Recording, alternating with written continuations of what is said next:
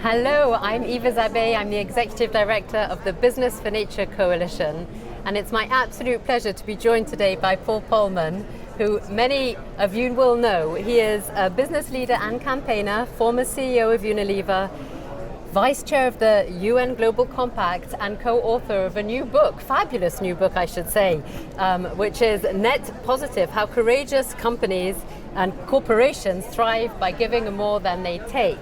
So today here in Glasgow at COP26, it's Oceans Day. Nature Day is tomorrow, Oceans Day today. Correct. Paul, just to kick off, how can we include the value of oceans in our decision making? Well, this is very important, and it actually goes to the core of this book.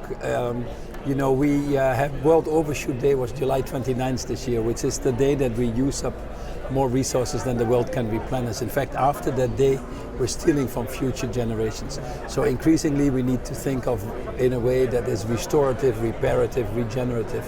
And this is also why the oceans are so important. They provide so much to our natural habitat, our ecosystems, and we are impossible for us to solve the climate challenges if we don't bring in there the notion of restoring, repairing and maintaining our ecosystem services.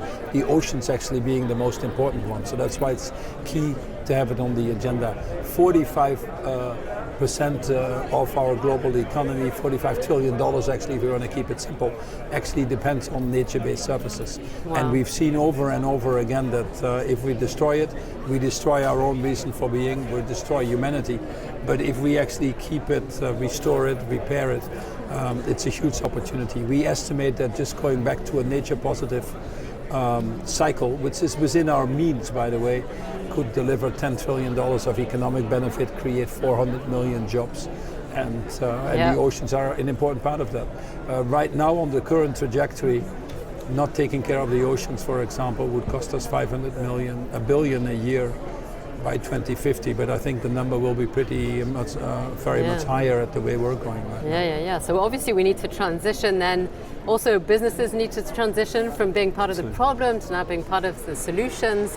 So how do you think that can play? What can businesses do? So as I say, most of the businesses depend directly or indirectly of nature, and we've made these pledges to halt and reverse nature loss if we want to get to the climate change solutions of staying well below the 2 degrees, the 1.5 degrees, which are very much within reach. And there's a lot of pledges being made in Glasgow right now that show that we can get close to that if we all work together. And an important component that people have understood for the first time, which makes this COP so special, is that it brings nature-based solutions smack in the middle. It used to be about energy transition, if you want, but now it's really also about nature being an integral part of that. And not surprising, because the way we, for example, produce food and keep ourselves alive is causing about 30% of the climate change, deforestation being the biggest one, or the methane that is being released in livestock and all the other things. We can actually turn that around to a 30% positive. And I would argue that we cannot get to the 1.5 degrees if we don't stop this deforestation by 2025. Yeah. So every business should be there. And what I'm very pleased about now is that we get these enormous declarations to protect our forest. You've seen the new declaration coming in now, which most countries have signed. And are they enough? Are they enough? I guess that's the question. Well, they're first of all, we need to do them. That's the most important thing. If you're a business, you have to have that into your business plans, into your value chains, and be sure that you're not part of the problem, but you're part of the solution. And you'll be so much better for it. And certainly we want to get more countries enrolled in this, which is also equally important for that. And the benefit of it is you can get your effects much quicker than the high abatement sectors, which are capital intensive sectors, difficult to transform. Although they're making the commitments, it's much more difficult. We actually need to stop deforestation in 2025 if you want to get to the 1.5 degrees. So there is a sense of urgency, it's not far away. But I think we show that we can do it. And even if you get countries like Brazil now to sign up to these commitments. You get the financial market now behind it because they see the opportunities. I think the elements are in place to do it. Yeah, it sends a very strong signal, certainly to all businesses. The fact that nature is also now mainstreamed at this COP, first time ever. Yeah. We need the action. Yeah. So just to conclude, all these CEOs, what is the one thing that what is your message to them in this new context?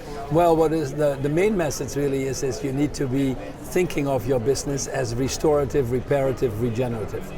You have to answer a very simple question, is how can I make money from solving the world's problems, not creating the world's problems? Excellent. And is the world better off because my business is in it or not?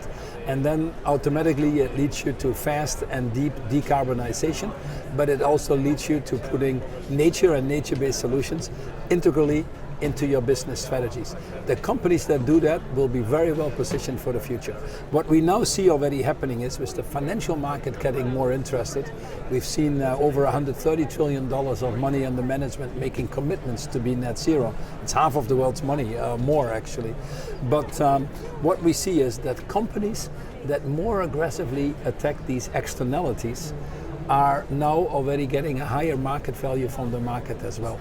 So these non-material things have all of a sudden become material. Yeah. So if you want to build value, if you want to position your company well into the future, you better be proactively aligned to not only these targets, but the alliances that are being formed around it, and move forward at the pace that the world needs. And I think your employees will demand that from you, your customers will demand that for you, the financial market, and increasingly we see governments putting the right regulations in place as well. I always say it's better to make the dust than eat the dust. This is a wonderful opportunity to make the dust and gain a competitive advantage, so get going. Absolutely. Thank you so much for your time, Paul. Real pleasure. Thank you. Appreciate it.